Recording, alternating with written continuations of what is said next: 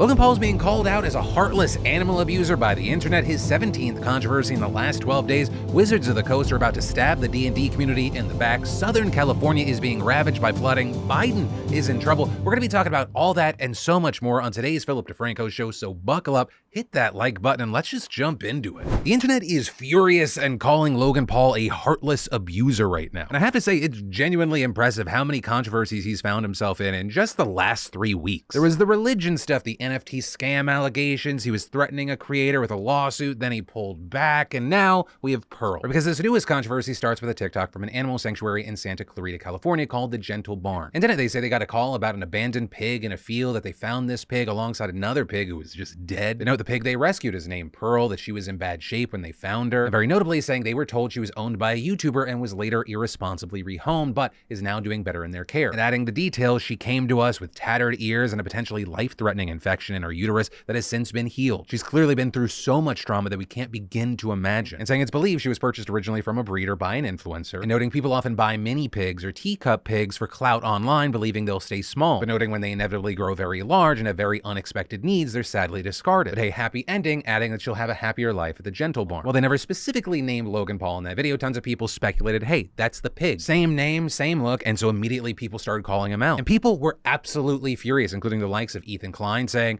okay, now we can all agree, fuck Logan Paul. And others saying things like, all that money and you can't find the pet you committed to a loving home? You used Pearl for likes and views. I guess you got your fame, so you're good, right? You greedy, scamming, lying piece of trash human being that truly doesn't deserve an ounce of what you have. And people who abandon animals, but especially those who abandon them because they don't fit their aesthetics, deserve a special place in hell. And others even going on to say specifically that Logan is still responsible for this, even if he wasn't the one who actually abandoned Pearl. Right? If he gave it to someone else who then they put Pearl in this position, it's still on him, saying, yeah, it's possible he rehomed Pearl and the new owner abandoned her, but that in itself could have been avoided if Logan Paul properly researched mini pigs or accepted the situation and gave Pearl the forever home she deserves. And to that point, you had the likes of fellow creator Corinna Kopf tweeting that Logan, quote, has a pretty bad track record of getting animals and then rehoming them, saying this isn't the first time either. But as for this situation with Pearl, TMZ obtained an email that Logan allegedly sent to the Gentle Barn thanking them for saving her. With Logan allegedly saying in that email that Pearl lived with him in Encino for 2 years and that she was treated like a princess, but saying when he moved to Puerto Rico in 2020, he couldn't bring her, so she was rehomed to a horse ranch in Santa Clarita, and saying that from his understanding, she had lived a good life there for 10 months until the owner moved and rehomed Pearl to the farmer across the street. With Logan adding, I've heard that he called your organization to pick her up. It's shocking and heartbreaking to hear the state she was found. I wanted to reach out personally and say thank you for taking her in. Also telling the Gentle Barn that he would love to send a token of his gratitude for saving Pearl and asking them if he can contribute to her care or do anything to support the organization. But even with that, we still see the backlash rolling in, especially since in 2019, Logan posted a video saying that he got a second pig, so people are worried about that pig as well. And Logan has done more to address this controversy, putting out a series of tweets kind of reciting what we saw in that email, then also claiming that the farmer who called the sanctuary denies that there was a second pig found, saying it was just Pearl, so now we're getting conflicting information. That's getting added to the mix now. And so with all of that taken into consideration, I want to pass the question off to you. Let me know your thoughts around this story in those comments down below. Are you in the fuck Logan Paul camp? Are you in the, you know what, it's not really his fault, he tried to rehome responsibly, or maybe you're landing somewhere in the middle? Any and all thoughts, I'd love to hear from you in those comments down below. But for me personally, this feels like it's like a weird social experiment. Is this accidentally going to be a weird good thing for Logan Paul in the sense that you can have so many controversies that people start forgetting the previous controversies? Or because I don't think many people wake up going like, I need to know everything Logan Paul's doing. Well, I mean his fans. And then the rain just is not stopping here in California. It's just been getting progressively worse. And I think a good way to kind of highlight the escalation is actually using some of y'all. Last Thursday before the show came out, I texted all you beautiful bastards in the SoCal area that are on the text line 813-213-4423 and said, hey, if it's around you anyway, can you film what's around you and you know, kind of walk us through the rain or the flooding or the issues. And I had the edit team make a segment that was made entirely by you. But keep in mind, this is from last Thursday. Hey Phil. Hey Phil. We are reporting live for the DeFranco News Nation. I'm out in Santa Ana. Here from Irvine, California. I'm trapped in the valley right now. Here in Hollywood, California. So they actually just repaved the street and they didn't consider flooding. We're definitely been part of the section of LA that's been experiencing the flood. These are the Verdugo Mountains, and they're usually mountains in California that you can see the top of. I work on the 13th floor of a huge building. I park over here, and then this is the puddle that I have to go through to get to my parking spot. There are bigger puddles of water that, like, you know, as a short person, I cannot really jump over. The sidewalk's completely flooded out.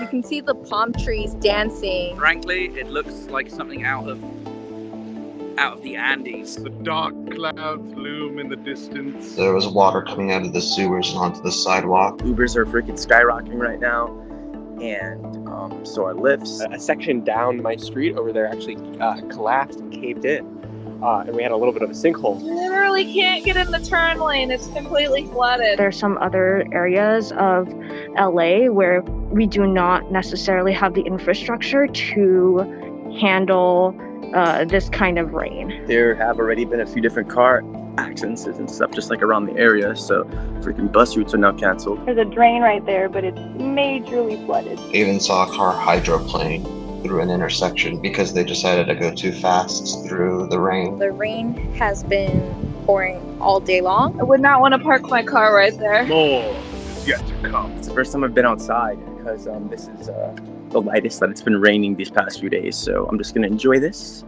Then once it starts to thunderstorm again, I'll be getting my ass right back inside. So yeah, stay safe out there, pretty please, and best of luck.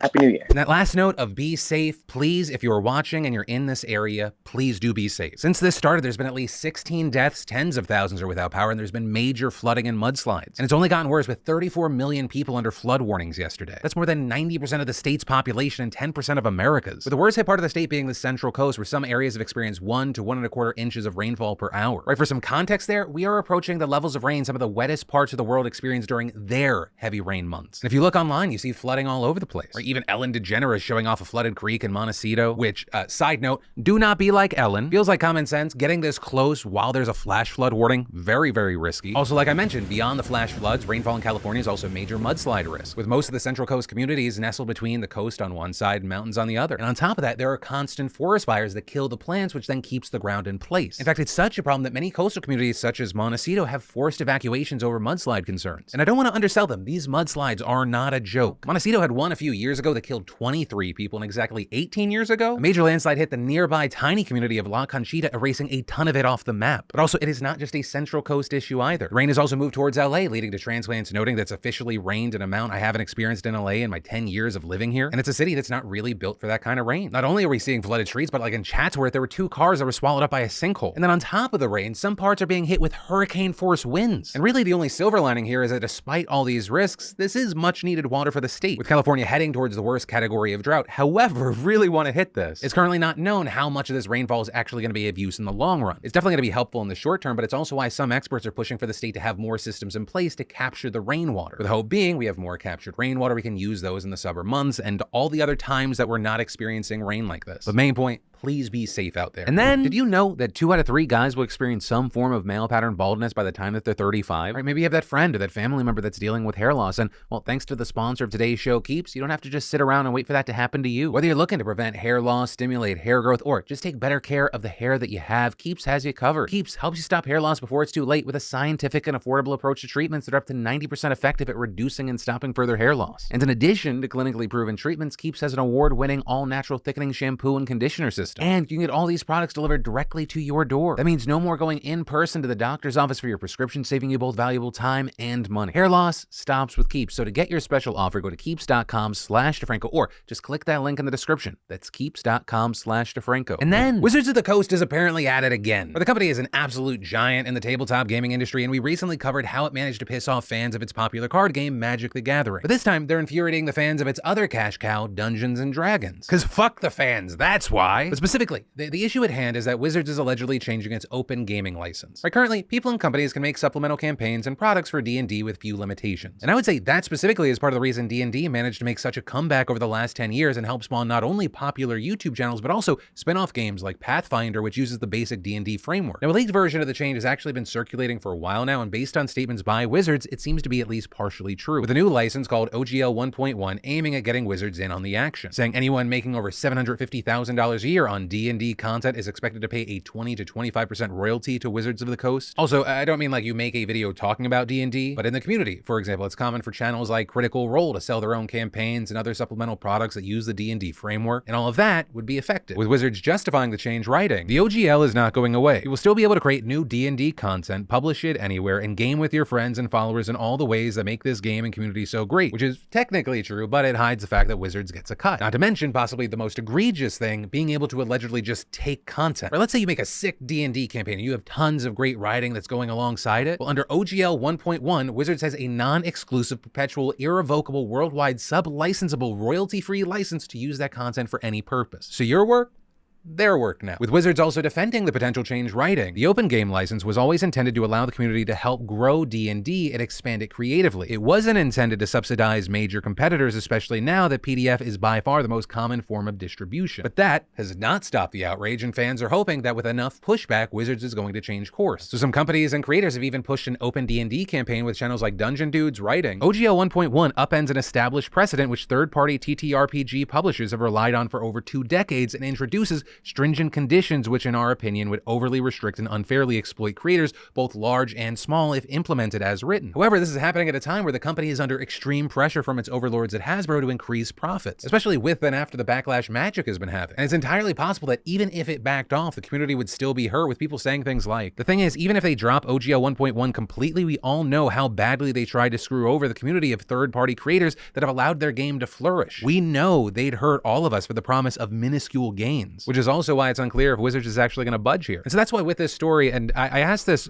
actually for both camps, whether you're an outsider looking in, kind of like myself, or you are someone in the D&D world and community, what are your thoughts here and why? Do you think Wizards is completely out of line here? They're just trying to kill the little guy? Or are you in the camp that third parties are exploiting the D&D framework and so they should have to pay some sort of licensing fee, even if they've actually helped the company by doing what they're doing already? What are you thinking and why? And then the FBI needs to raid Joe Biden's properties. That is what Republicans are screaming from the rooftops after this new revelation. So it starts with the Penn Biden Center for Diplomacy and Global Engagement in D.C., a think tank about a mile from the White House where Biden kept in office from 2017 to 2020. And on November 2nd last fall, his legal team says that they were clearing out the space to vacate it when they discovered about 10 classified files in a locked closet, and adding that they immediately notified the National Archives, which retrieved the documents the next morning. A source told CBS that the batch did not contain nuclear secrets and had been contained in a folder in a box with other unclassified papers. Right now, we don't know yet how classified they are and why they were there to begin with, but Biden's lawyer says they were from his time as vice president, and a source told CNN they include U.S. intelligence memos and briefing materials that cover topics like Ukraine, Iran, and the United Kingdom. And so now Attorney General Merrick Garland is reviewing the files and deliberately picked a Trump-appointed attorney from another jurisdiction to conduct an initial investigation so it doesn't appear to be partial. And the White House saying that it will fully cooperate with the archives to ensure that all Obama administration documents are where they should be. And all of that is pretty much all we know for the moment. But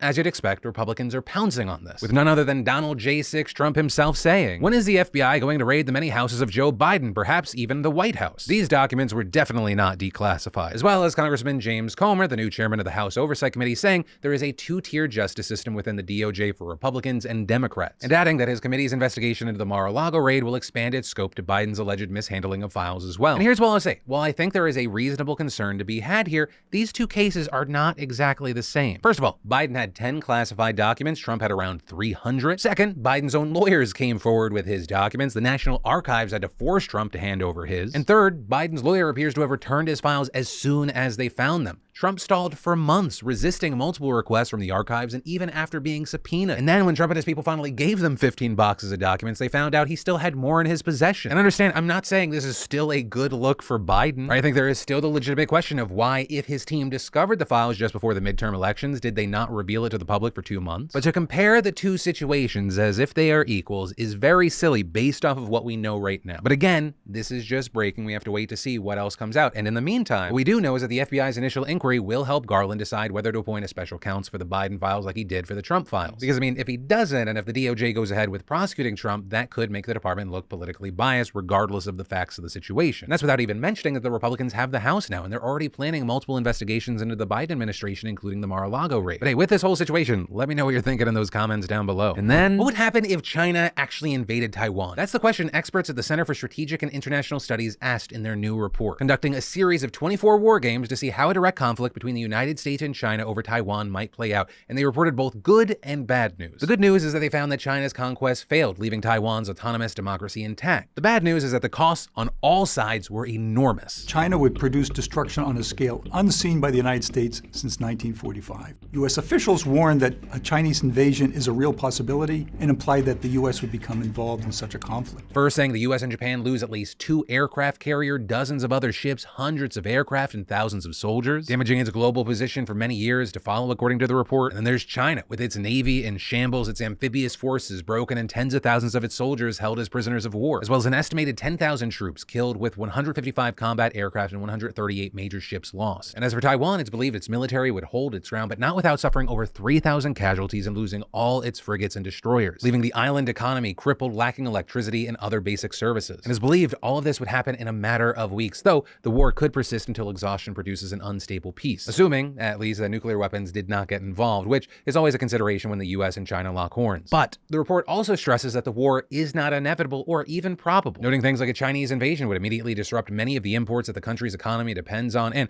that could threaten the CCP's political legitimacy. Not to mention, simulations like this suggest it might not even be successful, which would land another blow to that legitimacy. So the report says Beijing might instead prefer diplomatic isolation, gray zone pressure, or economic coercion against Taiwan. And let's hope that they're right, because I mean, Russia's invasion of Ukraine, it already shook the world for the last year, and I don't think we need another one of those in 2023. And that actually brings us to the end of today's show. So remember, whether it be in the description or right here, you got a bonus video, or if you missed yesterday's show, you can click or tap right there. But as always, my name's Philip DeFranco. You've just been filled in. I love yo faces, and I'll see you tomorrow.